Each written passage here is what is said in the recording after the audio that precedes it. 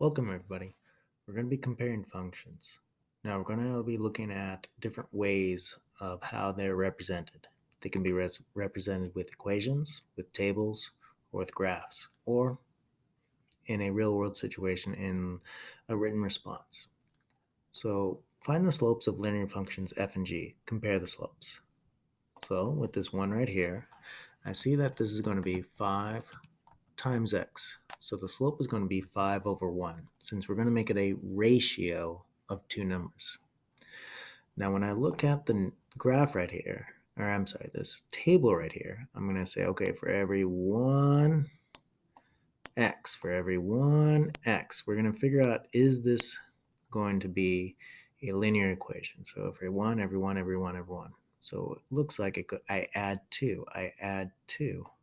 So from here to here is 2. From here to here is 2. And so on. So this is 2 over 1. Because it's always going to be the y, or the function of x, over x. The change in y over the change in x. So now if I'm going to compare it, I can say f of x, or the slope of f of x, is rising faster than the slope of g of x.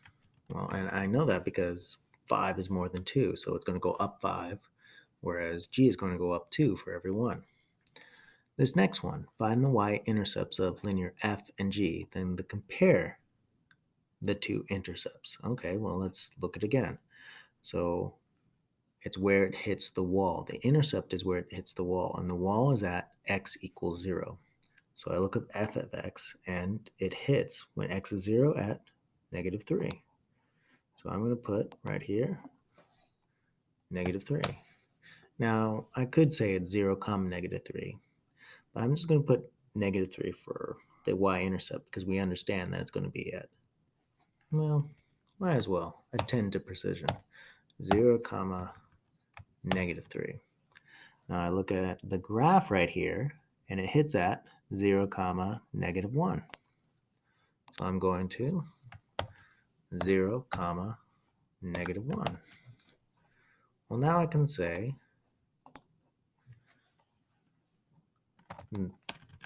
the y-intercept of function f is at a higher point than function g, because g is lower at negative 1. Oh, I'm sorry. I got them mixed up. Function g is at negative 1 and f is at negative 3. So f would be lower. All right, next up. Connor and Pilar, or Pilar, are in a rock climbing club. They are climbing down a canyon wall. Connor starts down from a cliff that is 200 feet above the canyon floor and climbs down at an average speed of 10 feet per minute. Okay, so Connor, his initial value is going to be, looks like his initial value is at 200. His rate of change is down 10 for every 1 minute. Now, if we want to be specific, we would say 10 feet per 1 minute. We could write it out the slope like that. For the next one, I'm going to look at the table. It looks like it's at 242. So I'm going to write 242. And if I want to, I can write feet. So I understand that. The rate of change for him is, well, I have to figure out. So it's 1 minute each time for the x. For the y, 242 to 234, that's going to be 8. Let's see if that's right. 4 and 4, 8, 8, 8. Yep, I'm going down 8. So his rate of change is down 8 over 1. So now if I'm going to compare them, I could say Now, if I'm going to describe them, I'm going to be like, Connor starts lower than Pilar, and he is traveling faster down than him as well. That's just me making a comparison right there. All right, so let's go on to the next one. So when we are comparing, it's jumping around. When we're comparing linear equations, you literally need to know the slope and the y-intercept. That's it. Once you know the slope and the y-intercept, you can make the comparison. You could say, okay, this guy starts higher, or this guy starts further ahead, or this guy's going faster. For example, let's look at number 1 right here. We can compare the two graphs from reading it. So we understand that for y-intercept of f of x, it starts at 0, comma, -2, because the b is -2 right here. But the y-intercept of g is at 0, comma 1. Okay, well, we write 0, comma 1. Now we have to figure out what the slope is. Now for number 1, it's really easy because it's already there. It's -1/2. So I'm going to put negative 1/2. Now over here, I have to actually figure it out now. So I know I go from 0 to 2, 0 to 4, 0 to 6, or 4 to 6, and it's 2, 2, 2. So this is 2. This is 2. It's 2. So it's going to be something over 2. Now over here, 1 to -2, that's -3. -2 to -5, that's -3. So I know the slope is going to be -3 over 2. So -3 over 2. So if I'm going to compare, both functions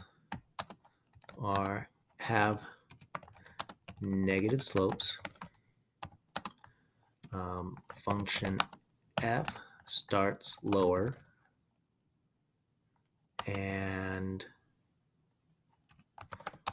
but function g is traveling down faster because it's traveling down 3 for every 2. Function f is only traveling down 1 for every 2. All right.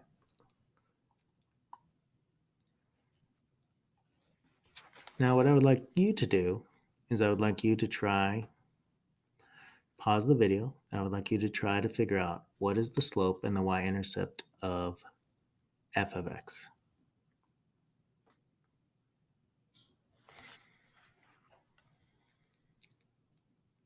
All right, so for the equation, our y-intercept is going to be y equals m times x plus b. It's going to be 0, comma, -1. Now the slope up here is going to be 6 over 1 because it's whatever's being multiplied to the x, but make it a fraction. Now g of x right here, our y-intercept hits, well, we're going to wait. I'd like you again try to figure out what is the slope and y-intercept of function g right here. Give you a second. All right, so since it hits the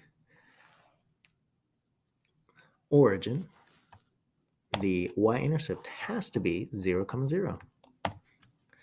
Now, looking at this, it looks like it goes down 1, 2, 3 for every 1. So since it's going down and to the left, it's going to be -3 over 1.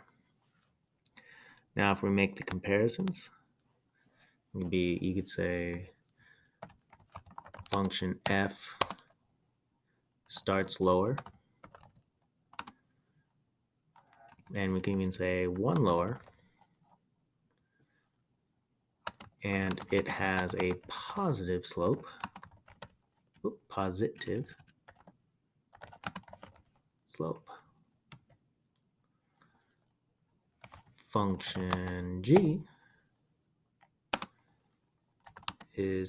has a negative slope. Now we can maybe talk about the degrees. So function f is going twice as fast, but it's also going like in a different direction. It's going up 6 for every 1. So it's going up 6 for every 1. Now function g is going down 3 for every 1. So function f is much steeper than function g. So those are our comparisons of our linear equations. Any thoughts, questions, concerns? Don't hesitate to ask. Thanks, guys.